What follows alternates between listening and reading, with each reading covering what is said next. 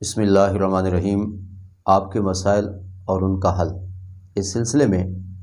آج کا سوال یہ ہے، پوچھا گیا ہے کہ غسل کے دوران ناخن پالش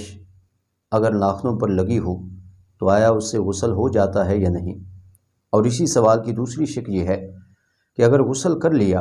اور بعد میں احساس ہوا اور معلوم ہوا کہ ناخن کی کسی کونے پر ناخن پالش لگی ہوئی ہے تو ایسے غسل کا کیا حکم ہے؟ تو اس کا جواب یہ ہے کہ اگر ناخن پالش وہ ناخنوں پر لگی ہوئی ہے اور اس کے باوجود غسل کر لیا گیا تو اس کی وجہ سے پانی چونکہ ناخن پالش کی تہہ تک نہیں جاتا، ناخنوں کی تہہ تک نہیں جاتا، اس وجہ سے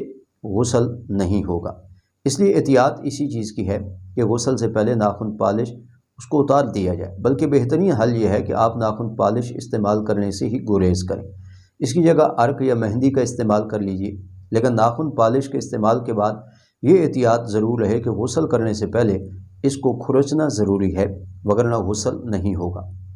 اور دوسری سوال کی شکل یہ تھی کہ اگر ایک دفعہ غسل کر لیا اور اس کے بعد احساس ہوا کہ ابھی ناخن پالش تو کسی کونے میں لگی ہوئی باقی ہے تو اب غسل کا کیا حکم ہے؟ تو یاد رکھیے، ایسی وجہ سے غسل نہیں ہوگا۔ اب چونکہ غسل نہیں ہوا، اب طریقہ یہ ہے کہ آپ دوبارہ اس ناخن پالش کے حصے کو کھرچ دیں، صاف کر دیں، اور یہ چونکہ پانی بہنے سے اور پانی لگنے سے حصہ خشک رہ گیا تھا، اب دوبارہ غسل کرنے کی ضرورت نہیں،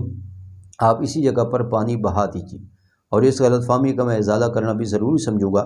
کہ اگر جسم کا کوئی حصہ خشک رہ جاتا ہے وضو کے دوران یا غسل کے دوران تو فقہائے کرام کہتے ہیں کہ بعد میں اس پر پانی بہا دیا جائے۔ پانی بہانے کا معیار یہ ہے کہ اس قدر پانی بہایا جائے کہ 2-4 قطرے کم از کم اس پر ٹپک پڑیں، صرف اس پر گیلی انگلی یا گیلا ہاتھ پھیرنا کافی نہیں ہے۔ تو ایسا غسل جس کے بعد احساس ہوا کہ ناخن پالش تو اتاری ہی نہیں تھی، کسی کونے خدرے میں وہ موجود ہے، تو اس کو کھرچ دیا جائے اور اس حصے پر پانی بہا دیا جائے۔ ہاں، یہ بات بھی ساتھ ضرور ہے کہ اتنے عرصے میں اس غسل کے بعد جو نمازیں آپ نے پڑھی ہیں وہ نمازیں آپ کی ادا نہیں ہوئیں، ان نمازوں کی ساتھ قضا کرنا بھی ضروری ہے، کیونکہ یہ نمازیں غیر پاکی کی حالت میں پڑھی گئی ہیں، لہٰذا پاکی حاصل کرنے کے بعد ان نمازوں کی قضا بھی ضروری ہے۔ تو آپ اپنے سوالات بھیجتے رہیے، ہم انشاءاللہ آپ کے سوالات کا قرآن و سنت کی روشنی میں بہترین حل پیش کریں۔